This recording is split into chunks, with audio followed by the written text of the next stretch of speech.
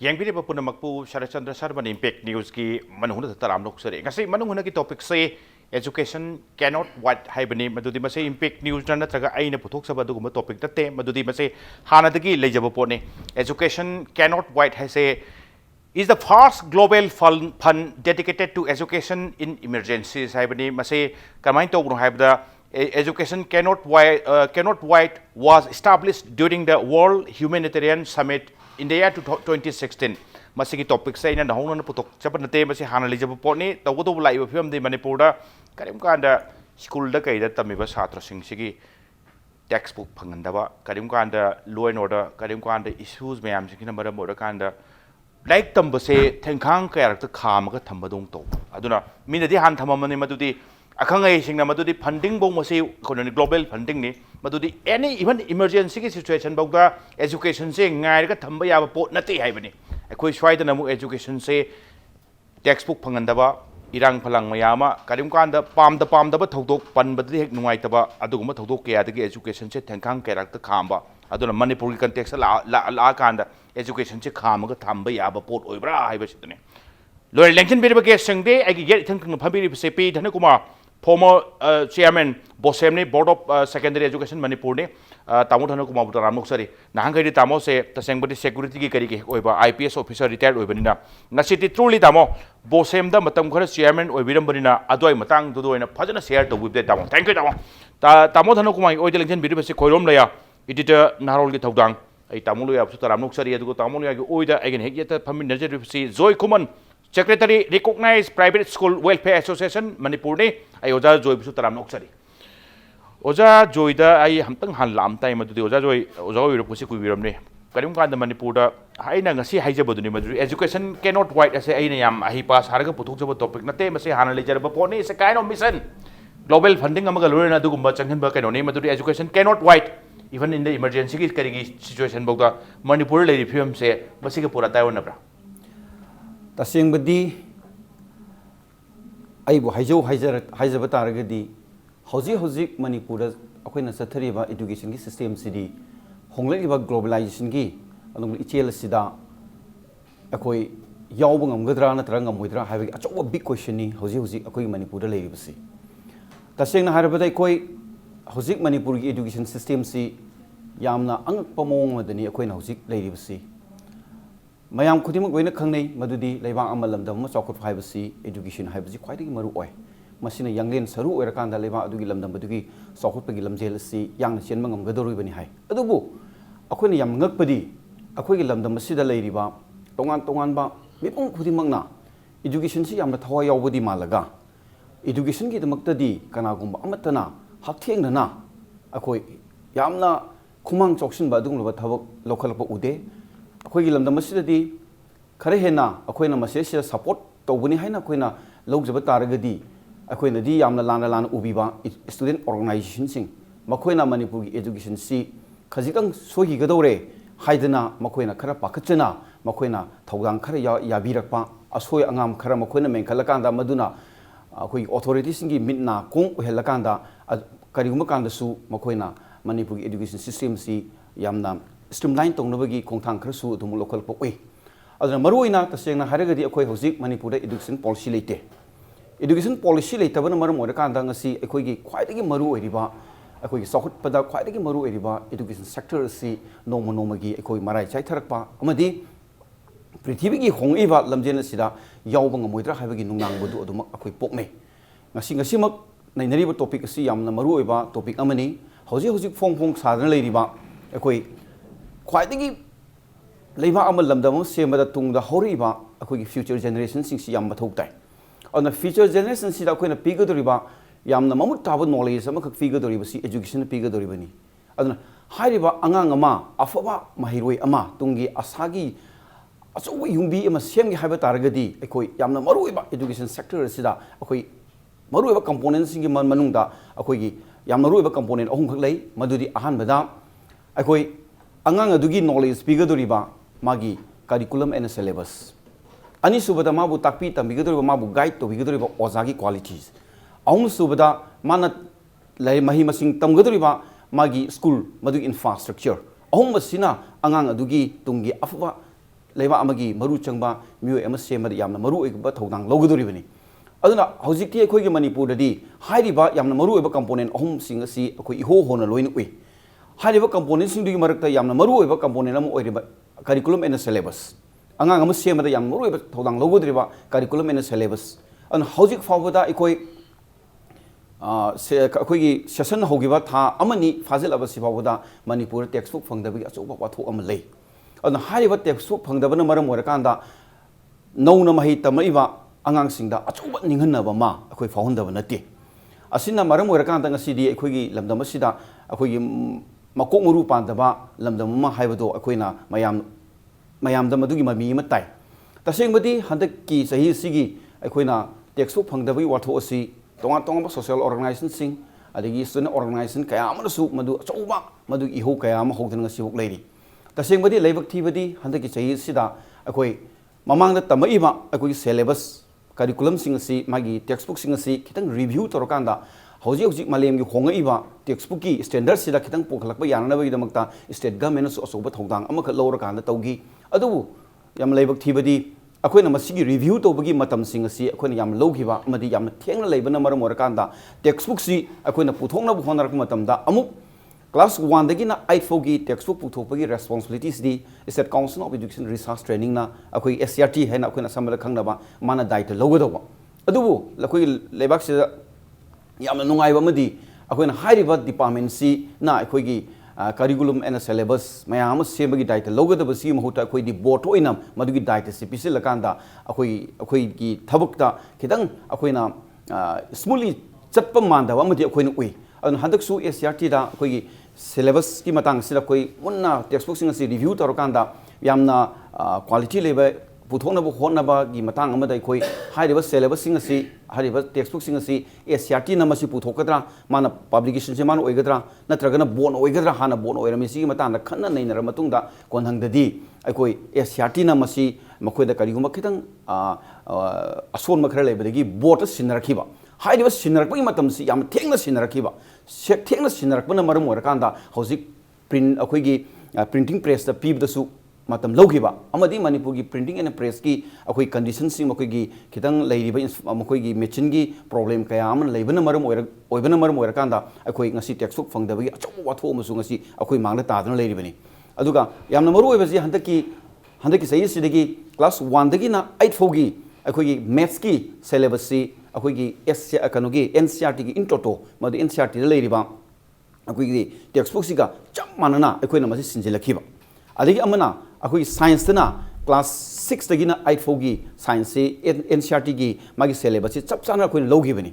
असुमाइना असुगुंबगी एनसीईआरटी दगी परमिशन लौबगी अखोइना टेक्स्ट बुक फोंबा याबगी परमिशन लौबा नचिंबा अमा ना तौबल मतम से अखोइना मतम लौगिबा अदुना अखोइना हुजिक यामना नुंगाइत्रिबसि अखोइ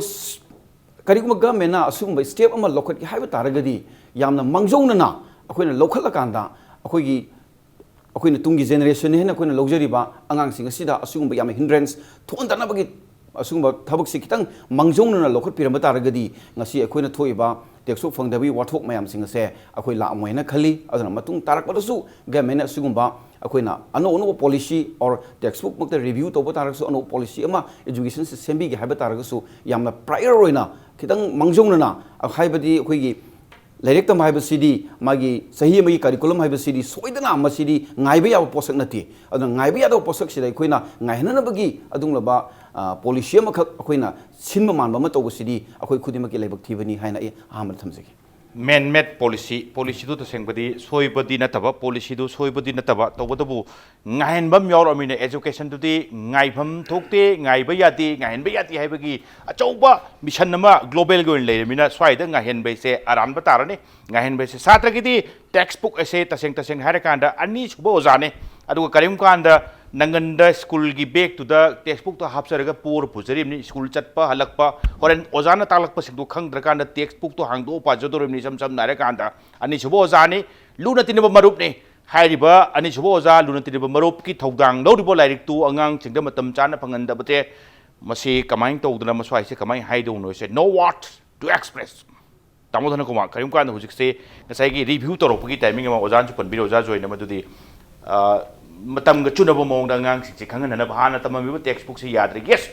continuing kanoni mase process ni matam dugi oiba hana le number direct sing du khara on thok pa education syllabus change sorok pa even mase hiram ko dimak ta doctor ge profession dar bu leibo oigera scientist ta leibo bu oigera engineer da bu leibo oigera mase matam tangi hong do yaw ngak tani yes ado ai do khoi sum ja janing to bodo bu masigi on thok on jingi hongak pagi conflict na baram oira kanda masigi kwai tagi matam chana puthok pagam da bagi madwai gi area gi impact tu kaisu khangja da school ge ngang chingda masigi polum nalan base tamo yabining bra karim kanda education ke quite as a wari achaw ba kano sin kina even humanitarian gi summit say da puthorok tana ma swai je lephan be adi emergency gi manipur da di khang na kham badong tobam tobu si tamo yabining bra sini tam wafam jimitang ga haraga di kano ne ina yaning da gi wan tabda hoi I think it's a crime. Okay, crime clearly It's a crime. Kana angang sing laik tambada ayet pe piwe je crime ni masi potsi mipum khuding ne appreciate to bom thoi maru ne education sector panari ba ko gi right from minister down to the directorate hagadra adu plus akoi gi leadership the government si mayam jina masi gi kanu ji responsibility lo bom thoi yana na thamjige number 1 number 2 review and kano revision syllabus ta kai da to buje adum it's a continuing process matam pudong to tawduna leiba poni tawri pochi in time tawraga in time like number nangna ba ko na matam chan pibum to number 1 next gasagi akoi join ha gi bada kano ha bido mathematics ka science ka in toto NCERT ki lyric ki syllabus to chamana re ha ado was the difficulty NCERT in prescribed like to import to ko si yelo na ado I don't know what's the mechanism akoi si nam da ya de moi de ki permission lo de ya de kari gi no ado I kari mo financial consideration ka lebra ba NCERT na phone iba like pi de syllabus chap cha to the NCERT na prescribe to na NCERT na phone iba like to adum lo ro tambi ba kari kai gi ba syllabus ti lo re like ti mo gi de lo ro akoi namje ni hari ji kari gi no ba what is the consideration kari khena do ri ba number 3 like number je the same with the textbook syllabus textbook puthopa up to class 8 for the it's a responsibility to SERT State Council for Education Research and Training aduga class 9 10 gina board na syllabus semba mai kero to wasi chani maje atai state sing chana bani laibak thibidi akoi SCRT na leiba department ji kari dori sungang gang dinga si bauda textbook amata ki syllabus fajana puthro puthna de ama tawde ai samak board ta lejaram me moi laik am namninge aina 2012 ta changa 13 gi si nangna ko na je 12 September ta chang bane ado 13 gi si nangna ko na chi ju leram de am ju torom de board su kra lethaji ko ram me tawudagi changa madu kanna nangna ko na china 13 gi du nangboi nangdu pudi pu thoya problem kana thon gi dre 13 session ro mu tanda madi 14 session rom da ji moi lai am namningi moi namningi si kai no ta adu ne hangi question di adu akoi board ta koi khana re yare moi namningi namje sunu syllabus moi tawjara sunu hana thado ga lasa ngomoi du mari kara thabuk si planning am changi adagi amu manipur da leiba press me am ji site gi su chengna ha da hindrance kar pi da basu le nate pi ba jori man the like number is it's a specialized job any press am tawre na offset machine am khila lai da number yaro sigum me am sungkhang gang na press mapu ni press tawri ne na ai ngon da like number ba yaro en tawna tongan ba pressure mayam pi da nate naik number ki contract to angon do piro ai pressam le re ai pisa kana ge madu ki pressure pi be kra u pira ke da akoi lal ho bai sil na using organization digi bo to pressure la ai matam da ada fajana explain tor ga wari sara kan da budi moi bhata na handu ke handu budi ana pressure ji ja to na board to hindrance pi da banate ana akoi ki pressing gi ju maran khara gai le tamo chapchana naharon objala tra naharon sabu objala tam oi bija ne ai direct wari sai kanu da moi intermediate tawraga adagi atopa mana kramai tawrige da like number याम कोम बसी पुलप like some नमोने प्रेसन द फजन सिनरगा नमन बदि कोमे लुरे इबदि अमु मणिपुर द पुक्चिन सिंगनबगी चांस के वांगे द लाइक नमोन अमद पुरा सिनरबा बुक पारे से दम होग्रे ओके बोर्ड त लाइक योरतिंग द मोन हान योंथोख्रने अदनो हुजिक नमि जक्राय नमगे द कवर न तोंगाना लाइक द तोंगाना नमले मणिपुर तोरिजे पुक्चेन सेंगबदगी थोलकपा रिजल्ट तोनी दा रिजल्ट मयाम ले सिगमा डिफिकल्टी मयाम ले but what however quite maru poti there has to be a will society ki will lam dakar le education is the most important element ko society ma chokot na sokai manglom chakhat ki education quite maru pot ne habje masi akoi khangmin na batai thajamin na batai and we have to work towards that but unfortunately ngasi bawda ai yam toina so hanu so haijabni ngasi bawda manipur ki political leadership na education ni importance khangbi da badung towe khanga ju khangjen na da badung towe because education sector the effort thada ba education sector da ino khona bugi maman je agi chei manga ki term da result phangoi ba kun gi kun thai matung da result phanga da na ada politician de pam de ba politician ne pamidi aina ngasi sima tawre habje hayang aigi voter mamang da lawba utpa adu pamba education the thada ki effort ki result utpa yadabani na no politician is interested in that and that's the most unfortunate thing for Manipur aduna masi commitment yaw bot sangai adagi atobamna board kumba yam sensitive oba council of higher secondary education yam sensitive oba jaga je masi de da pot ani khak changi number 1 they should be given free hand haidna gatogan tobudi yaro monitor togodamni but monitor tobui muta interfere to bigano Manipur the interference sam toi towi number 2 the board se the chairman natra council se chairman secretary hapko the meeting je normal government officer transfer when to bigano si the commitment leba determination yawa adu masi tasing na thok togodo mi khan bi oba officer de lam le rambe tasing thok togodo mi tasing khala kan pangam yam dawne mun masa khangna mi posting to biu adu moi de CNP biu PNP ba je mon lam hen ba su ya pote supervision dem le doini monitor dem to doini but interfere to bigan over madu matam da ko education sector se manga ka ne ba adagi number 2 da hoji practice am chana isi BOSEM ki de ha na khrabu regular chairman kano happy board of secondary education the first khwaidagi maru eba threshold gi portal leriba board se masi ki chairman aya matam de ex officio na IS officer ko makari me thami board ki thabak si kaya maru oigi have ji appreciation what pa khudam niam chawo masi appreciation tobiu IS officer wagera educationist wagera amo wagera thabak phajana tawdo mi khallaga full time thambiu let them work aduga part time da igi office atopa tap tai chinbo office am pai le ga ex officio na nga tawru tawna de board chawat pe aro ana sigum factor mayam sina ni nga sai sori image life phang da bu adu khatar life phang da bu so na fact yam chaw factor amani adu life phang da bu am life bu lai board ta khwai da gi important go the wing academic wing enam le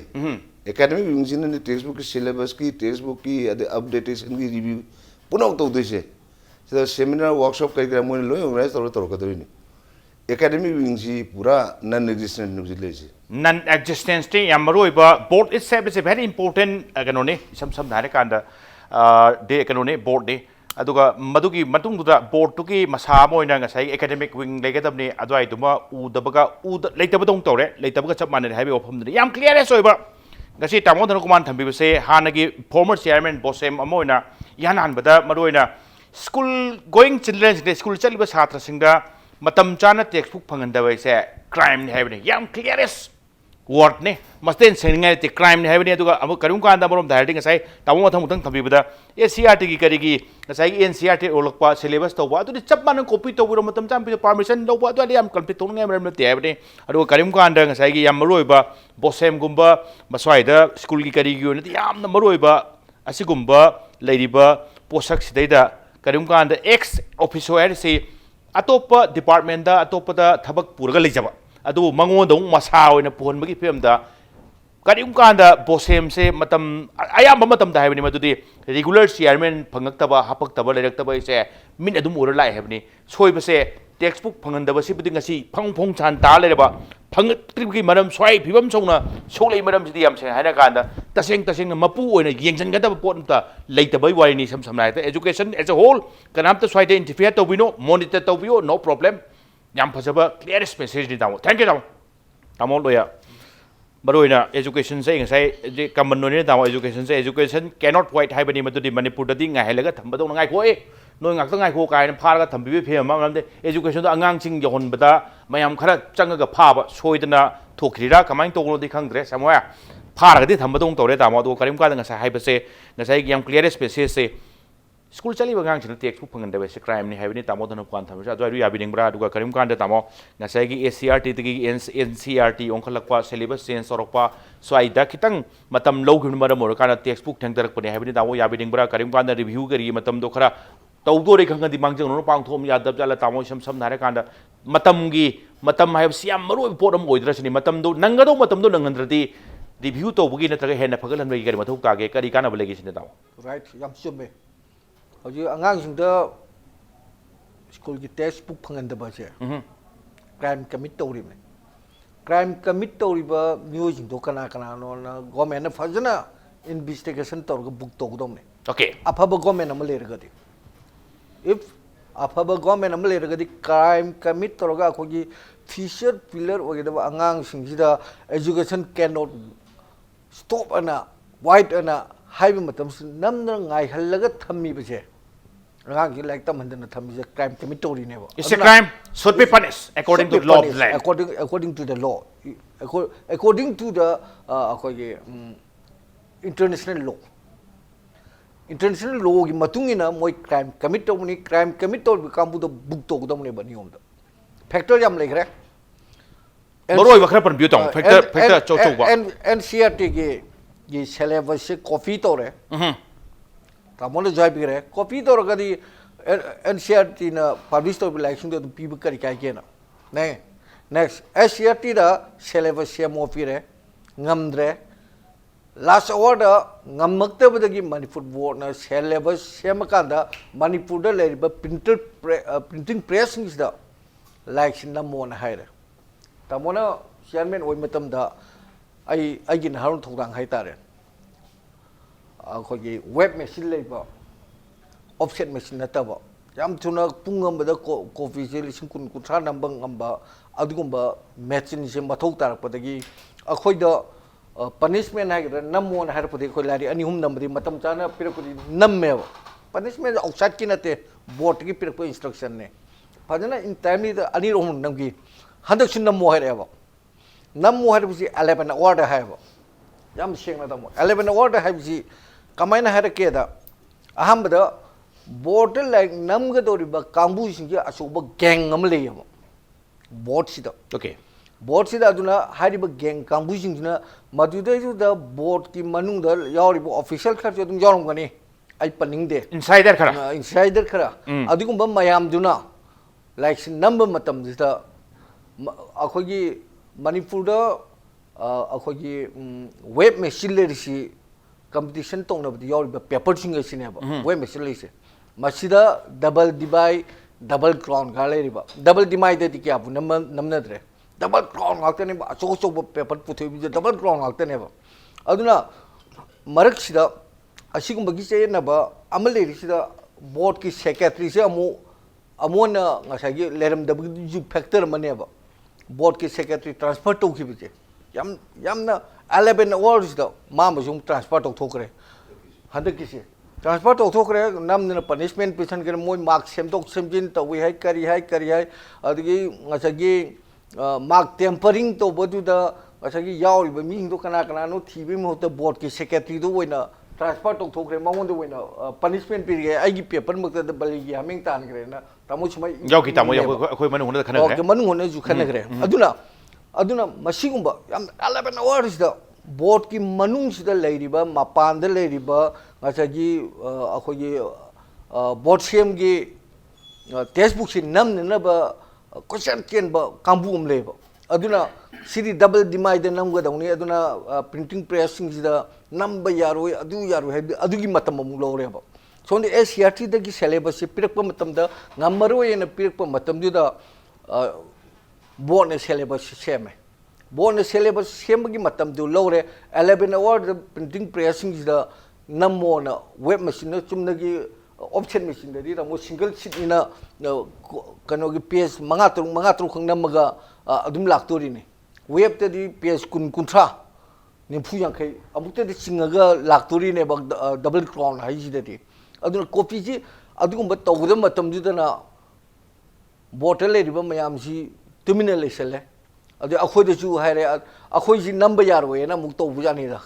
hanga e ngoda kari ro we akhoi de number yar do no adu noi di double divide ne te karam bano hange double crown akhoi di double crown double divide de gi heli ba double crown hen machine hen thokpa ya ba ngak tani hai re adu de bottle le riba kambu ji board ke authority we riba kambu ji tu da लाने mislead तौबीरगा सानबा staff सिंचु लेतब नते हाइजरिबा अदुना factor म वरकांदा हौजि आंगांग सिंसिदा लाइरिक फंगदबगी प्रॉब्लम जे लाइबनेबा अदुना क्राइम कमिट तौरिबा कांबु सिंतु कना कना नो ने मणिपुर गवर्नमेंट ने थिगलकांदा बुक तौगदौने अइगोंदा लास्ट 11 अवार्ड नमोना प्रिंटिंग तौबगी ऑर्डर से पिरपम तमदा आइना आई लौद्रेबा मरमदि इन टाइमली आई सबमिट तौबंग मोइदोरी कुइबु कुइदि खामुक्तंग आइदि थामुकी मनुंग सिदने ऑर्डर पिरेसे आइना ngамरोय सिदि अखोय ngमोयना हारगा आइ दुम हंदोखरेबा सुमा ममांगदगी हना विल पोर अमगा लोइना इसाना तौगे हाइबगी वाखन अमगा लोइना अंगांग सिंजे सोइबि यादेको मसिदि अखोय सोइदना तौगदमने इसागी विल अमगा लोइना तौगदब तौददना 11 आवर असागी सिबे यादबगी मोंगद थबुक तौरप मतमददी अखोयदी ngамरोयना दुम तोकपता नत्रदि अखोयदा हेंग प्रिंट तौरगा लाइक तो नमक करी मतम चाना सबमिट तौब ngमद्रिनो हाइबगी क्वेश्चन अम लाक्तोरिनेबा चिमिको अदुना बोर्ड की मनुंग द लेरिबा मोगी मनुंग दे हाबी जाबी तौरि मयाम जे सेमदोक्त्रिंगे हायेंग मतुंग दसु अमोन सिगुंबा प्रॉब्लम सि अदुम थोकने अदुना सिगुंबा कमिट तौबद सेनरीबा कांबुजिंग जी मणिपुर गवर्नमेंट फाइनल इन्वेस्टिगेशन तौरकांदा बुक तौरगदी मतुंग ददी समाय तौबसि फतेना यादेना हाइबगी परामा तंबिबगी अचौबा जकी तंजादु योरबने करिम कांदा मसवाइसे सुम कोमना चखरगदी मतंग दसु दुम तौनी अदु करिम कांदा मसे कहे तारे अथॉरिटी की मरकी याम चनैनबा हाइताय स्वाइदा खोगी सिलेबस की करी मतंग अमा रिव्यू तौदी तौ याम ति फबा वखलोने मदुदी हुजिक तम्मिसे ममंग तम्ब सिंदो खितंग चाना वाले मतंग वचरोमोंगदा टेक्स्ट बुक पुथोक्सि कैसी वखंददी याम फजबा थबो नो तोरपदि खर लुबे एरिया दुने दु करिम कांदा थिका मुनबगी हाइते डाइरेक्ट नंबई करिगी थिका मुनबगी से नबा चमम नबसि मरक्सिता मयाम की खंगदबगी खरा अमा थिका पामै खरा अमा थबक सिंदोकपा हाइतबगी कांगुगी खरा अमा अदुगी फत्तब रिजल्ट तो ngasi diam se kaisu khongchataba ngang thingda nanbai wane ngasi tasengbate ngasi ge manung se akoina bosem gi akoi education gi kare su akoi pau pijabani tawdo asin belai marone assembly phammi mine assembly da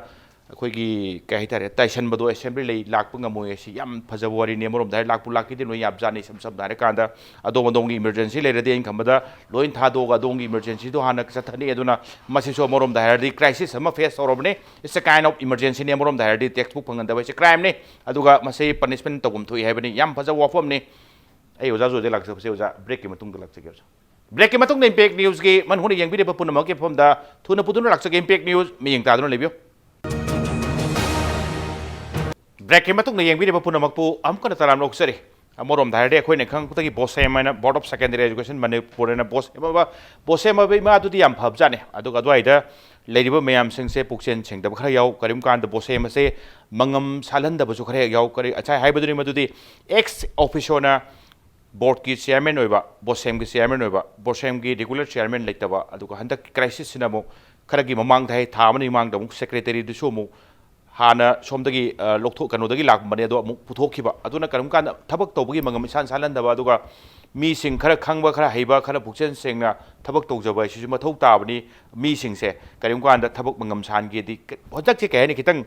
kung लाइगा पावदों हेक तौबगी area दुने syllabus change तौरकपा अदगी crisis सौदादा conflict खरा सुथोबा बोसेम के सब साबा मागी लेभम थोप components सुन ले चलक्तबा academic वेंग करिसिंग Ming तकी उन लेरकपा लेतबगा सब मानरकपा स्वाय एरिया सिनी बोसेम इमाना तारिबा हंदकी मराइबक से समसम नारेकांदा मराइबक तुगी बेट रिजल्ट्स तो अंगांग सिंगना अंगांग द फंगबयो न जाजोय ai lakchaning pase hujik se charongna authority hai bate as a whole education kari BOSEM mi unobda textbook ojasin kari singi site ki karam ganda phangandori ka haba inquiry to bole bibra pirak pe assurance ka main bibere hujik like takpi bada sele already class ti hawrobane class hobu kana textbook jaw to basing se oja kamai to duna maswai situation kamai cope up to we satra singi parents ki site ki satra masade karum kana oja larik karum kanda phangando no kaina hang musoram dong wale parents sing kitang chaun hangam ba suram dong wale pakung kumai bibigation taseng badi hojik textbook ki wathok sidi am achouba koi sarani su yam phajana thamgre masidi it's a kind of crime ni adun hojik si koi as a authority amoina akoi association gi ni koi haijabasi maroina koi private school sing hojik ti manipur gi satra yam basi mahiro yam basi private school da leibani na akoi hena akoi da pressure si akoi association de hena lai okay association na masi karimata akoi kano masi pressure pb dabra ala masi taseng association si board na kang masi themaga thambra haibna chingba sometimes parents ki mai kai digi adum laktab nati ana madui matang da ai samak board ta ayama matam da masi gi handagi curriculum and syllabus si akoi masi wathok si hek laktringai digi ai masi adum board ta adum masi matang za in hai sai amata akoi gi matam chana textbook si matam chana phangde ana handakti amuk magi review revision gi pot am lai hibana maram oira kanda masi khare hena thengdagani ana yaragadi masi kitang mangjong na tawna ba hona biu haidana even akoi education minister ari akoi director masi ayam matam da koi unajaba matam da yam kana ai pressure tawjai maram di manipur da akoi gi academic calendar si state government 2014 da ama semgiba lei madugi makha ta na akoi gi academic calendar si akoi mapung phana akoi chatna dabani bo na su madugi academic calendar am fongi ana academic calendar gi matungi na akoi samna habda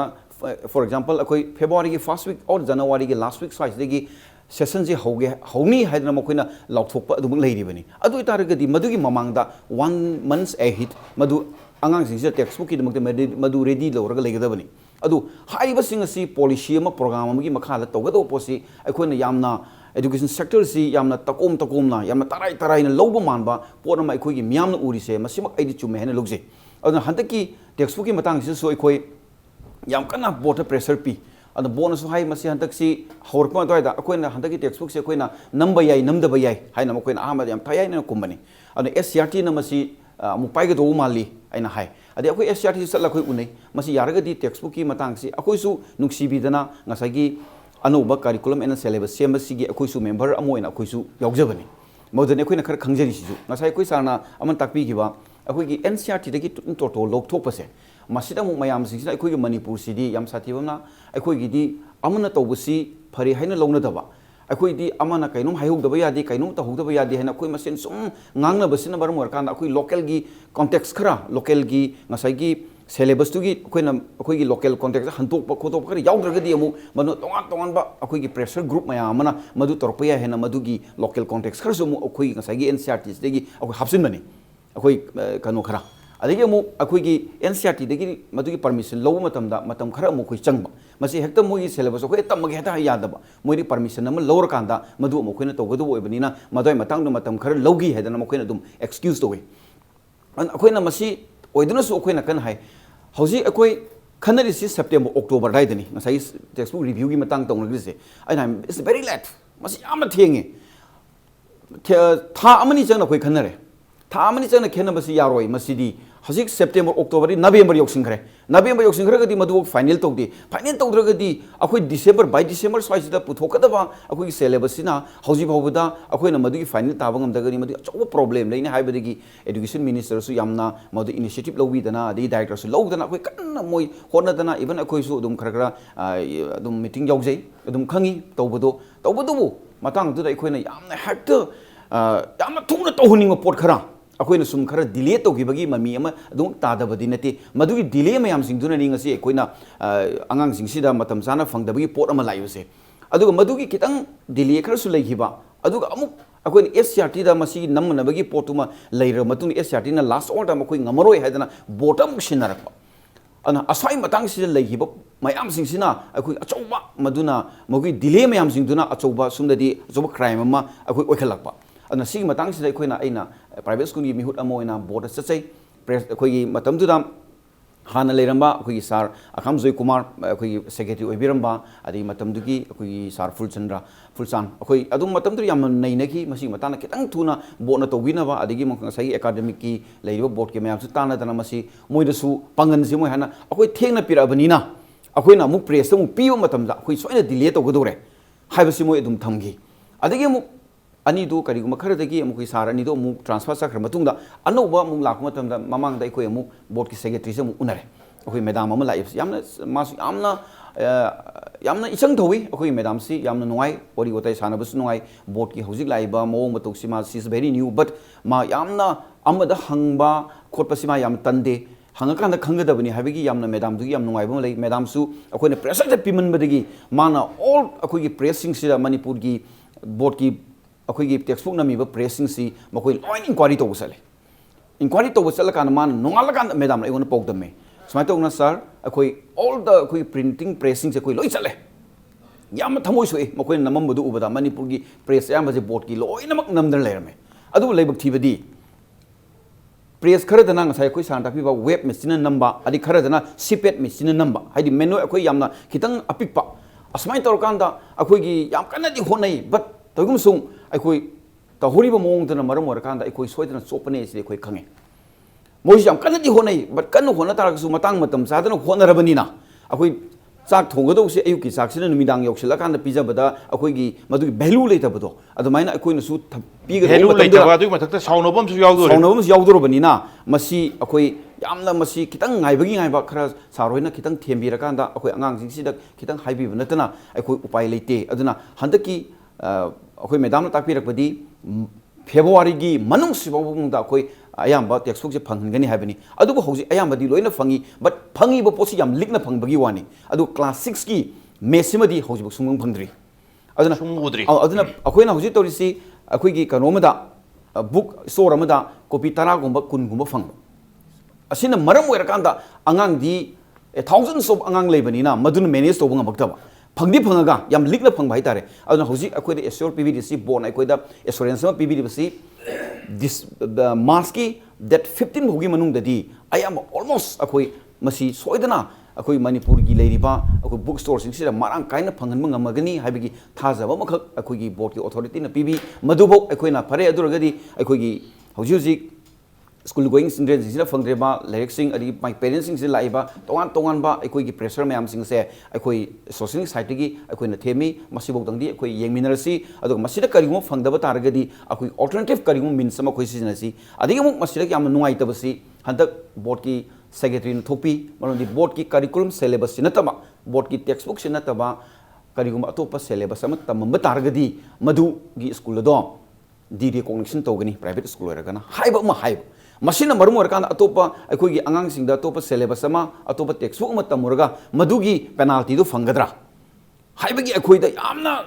कीजब अमा लेबा अदिगी अतोपदई तमसि यारोय आइना सु मतम चाना पिरोय याम फजब वारिनी ओजा मखा तंगिन ताबगो ओजा अदिगी अमना हौजिक अखोगी none credit तमगदब subject मरीखक अखोई हौजिबो मसी कनाना पब्लिकेशन से कनाना ओइगदौनो हाइमा खंगदब अमा खक लै अहनबदा जीके अनिसुबदा कंप्यूटर साइंस अहम सुबदा अखोगी कनो मोरल साइंस अदगी मरी सुबदा ग्रामर हाइरिबा सी नन क्रेडिट ओइना तमगदबनी हाइरगा मसी कनान ग्रामर हाइबसी याम इंपोर्टेंट ओइबनी से कनोदा अखोगी करिकुलम सिलेबस ता अदना मसी कनागी पब्लिकेशन तमगदबनो अदना अतोपा पब्लिकेशन तमुरगा हाइंग बोन मदु अखोइदों पेनाल्टी पिबिरकदरा हाइबगी अचोगो वहंग मसु हंगकांदा मसी यामना चयेनबा मसु लेबा अदना अखोइना बोर्ड मरुइना अखोइना बोर्ड थमजनिंगबसी यारगदी असिगुंबा यामना चयेनबा अदि यामना क्लियर ओइदबा पोर्टसे मसी थंबिदना अमदि तौबिरिबा पोर्टसिदा यामना सेंगना अमदि अथुबा मतमदा मसी क्लैरिफिकेशन पिबिरकांदा तमगदबा सिलेबस सिंसिगी मागी बोर्ड थोपिरिबा ऑर्डर से यामना मौ मरिन चुमना थोपियु अदुना तब तारगदी अखोइ हुजिक लेमौरिबा सब्जेक्ट मरी से तमगदरा तमोइद्रा हाइबगी अचो वहंग अमसु लै अदुना हुजिक अखोइना अरोइबदा इना मुक थमजनिंगिसी बोर्डना हौजिक लौखटपीरिबा थबक थौरमसिंग असि अखोइ याम कन्ना बोर्ड की सिंगसु अखोइ हाइजनिंगदे मनुंगी ओइबा करी करी लेगे हाइबदुदि अखोइनसु होइना उजदे तौबदुबा अखोइना उजबदि अखोइना स्कूल तौजबा अमा ओइना अखोइना उजबदि अखोइ बोर्डना मसिगी रेस्पोंसिबिलिटी लौबिरबनिना अखोइगी टेक्सबुक फंगनबगी रेस्पोंसिबिलिटी मा लौबिरबनिना boat namase timely pibi nabu hona biu loina na boat na thariba matam asida athu matam na pibi rakanda mama mapa oibasina wariba amadi school singna hojik magi school gi calendar amagi makhada yearly calendar amagi makhada akoina tawjage na khanjariba lek lesu takpa tambagi mong asida ayet akai thondana masi athu matam da boat namasi textbook gi warosin ji pubi rakanda akoi angang sing asida athu matam na textbook se marang kaina phangan birakanda angang singi tawgada thabak se masi yam smoothly tawna bu hona biu habase aina board ki authority gi side masi amtanga thamjage thank you sengna march ki tang trang ma hosipok bi assurance se adu lai wa phom di ngai bagi matam lei ngai bagi sisu magi stipulated time adu ni sam dare kana matam chana adu go mafam chana pangthok phom changi adu ga hojik se ojan join thambi baduni madudi angang sing duma buklam angang sing do ayuk ki chak turi nangdraba nungdang gi chak tu su ngasai gi nangni nangoi haningai haibom khangdawa angang sing turi hungry man is angry man duni saudna ningai tong tong jabado mayam nangai bi se barom da mayam na khali se mayam uri se angang sing do ayuk ki chak ti chadraba nungdang tu di ayuk ki charak tarmi lam badu ningai kan tong jaba ado mayam ngai se karim ka ningai toro mai wara mai tum jagar ni da haibi phim do mai ngai ti ngai bi ru sam nare ka ayuk chawa phang trab ngang chingne nungdang gi chak tu di khare hena kaita nutrition ba khoi gi masada kana ga ba aduga masada khoi gi masi yoga da ba sai injang jing sem chabi wa dai do mangang jing do ayuk khu cha da masa son da bi nungang lu cha da bi ningai tor di main tum jak ran ningai bi phim do adu tok se mathang da di habini tamo Dhana Kumar hujik se borom da de oja join thambre kwa se mom yam nungai jani pung chung sum jani madudi ai khoi na sum matam jan textbook bi bungam da ba atopatagi leira atopatagi lawra tam su yaro do adu di cognition tongni habri cognition ga kakni habi phim duni damo kari idea thambino thambi ani du karim kana tamo BOSEM se sum mayam sum haina bada tabani tamo here se ni karim kana here se hai bo haina redi chumba khar dim leram jani board ki kari gi rule and regulation rr ga se matam gi dum semdok mong semdok pugi wafam adu karim kana ai aina pamba pham da ai pamba mi da lairik amba yakina bagi kari gi sudum lobby sudum tongno ba aduga manung dang sai thamli tamolo yan thamli geng am tele geng china ma pandai mi chang tanaba sigi ngak thu thambagi area am so aduna swai se hoi review ge ge syllabus ri matang adu ai do yes matam khara lau kiba se na khara leba amadagi sum kop khong no bagi bol kong no bagi area am su udab din ate aduga han de sudum textbook matam chana phangdabagi wari si dum cha han de sum yor lak handak sinam kharam sati bi wani tamo karim kan la tamo man tong ba mana pamba khan bagi result am su man brasini tamo chap chapa phim le taba ngasagi aina sa hajabdo thabak tawge na khanba dedicated mi change na hajabdo adu ai da le report se ngasai oja jo na takpi ba handak jahi gi secretary controller sin gi ba dagi president secretary ne nongna lakpa da chalu ga level press ki pathetic of condition ke hai mi am je achum ma tani tawbada bu ai jo sa hajabdo ni ngasai gi mayam si ko local press ta pi da ba yaro adu अखोइना press board ना अफबा press ता पीगे हरगा सु यादी है pressure ma'am ले रही है आदन सगी फतब प्रेस मैम से सु पी दबा यादबगी करे है तारे लिमिटेशन नदम लेते नते बोर्ड तसु निंगाई फगिना प्रेशर लेते अदु सी तौगे हरगदी आई लानमी से फत्र मिन मोजे कमाय तौरग सिजन के दी अद फंगो जे बोर्ड तुगी अथॉरिटी नो खन बताबने अना लाइक नंबर से प्लानिंग हम चंगे हुजी हाय मणिपुर दा लाइक नमगे ना हो जोंग कनो जिंग से हुजी लाइक नंबर दा ममा तो ओनचलोय बोर्ड के ऑफिसर लाकनी को कने रंग आग ममा तो सनरंगनी हुजी बातो नमंगनी लोंग पंथानी जय पंथानी ना उठपगी नी कनो दुकुन दामिन बातो नंबर कनो तो बुसे लोय चगने सीजन ने अदना लाइक नंबर से क्रमगान नंबर दगे वो लिन सीजन दा प्रेस में हम तो चिन दब कांदा नंबर ताबा अदु दि क्रमगान ताय नोंजु थाजे ताय नोंजु थाजे लाइक नंबर होरगदी मतम जान फंगी अदगी हंदकी चही योना रिव्यू तो वो को थिंग थिंग दनु तोंगाल ममनी आइना हाजे नसी क्रमाय थेनगदे अदगी अमु चेसी अखोना प्रेस ना पुथो चे नमो अखोय नो अदु बिल पीनी हारोबा चे क्वालिटी हम त मानरो लाइक क्वालिटी मेन तो गमु चेसी बोर्ड सप्लाई तो होता है बोर्ड सप्लाई तो उसे पेपर मिल अखोना ऑर्डर पीबे से थोकसादे मरमदी बोर्ड ना चही हम दलो से क्विंटल निफु हम यांखे मु बो लो दो चीजे चही हम द क्विंटल यांखे हुंबु की ऑर्डर सिदी पेपर मिल हम दी किछु नते मोदी वैगन द हापो चलिने अदुना बराबर सिदा लाइक नंबर नंगदबई प्रॉब्लम से अखोगी प्रेस की एफिशिएंसी वाटपा मा plus che matam jana pi da ba ma sigum mayam factor mayam yaw re je ba an aina le kan da 2000 an sai ji 2012 ta changa 13 gi nang na ho na ba da che yorom de ai September da changa da che yorom dri ba yaw ta ji yaro en to ga ko cry order to Hindustan Paper Corporation da to wi ai sha chat le ba jagi rota jagi to special gi mil le na actually jagi ro isha chat la ma si pi da yaro pham ga ba da gi jagi ro sin jo control to rom dre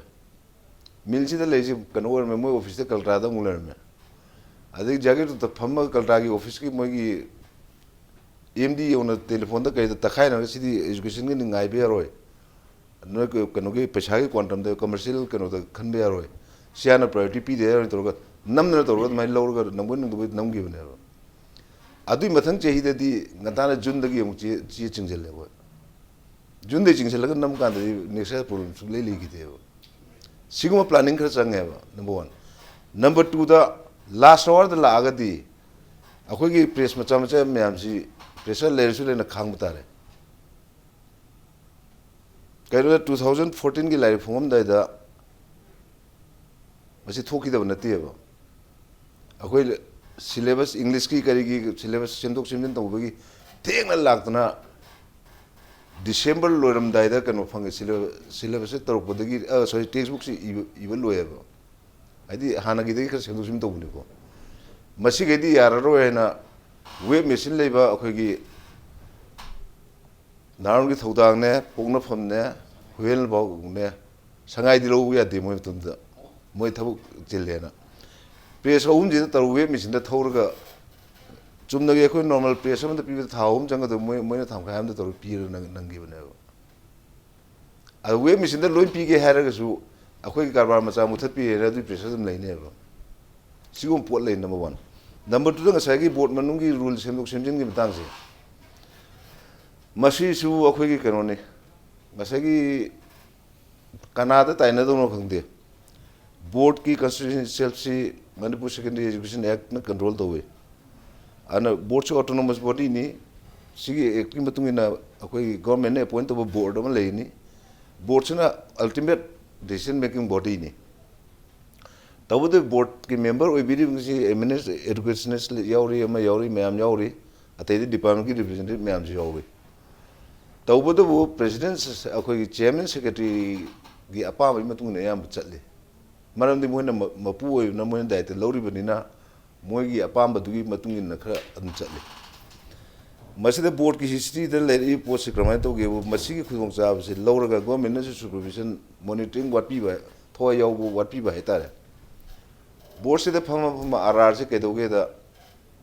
at no level direct recruitment grade 4 gumba LDC gum na tana direct recruitment ki provision am bol ram de direct recruitment to grisi akoi kitang kano da senior level direct recruitment to 1981 gi first part ta observance special duty ani khak lowe ani khak lowe da is yojeri ni ko ani khak lowe se 1981 gi horpu da lowe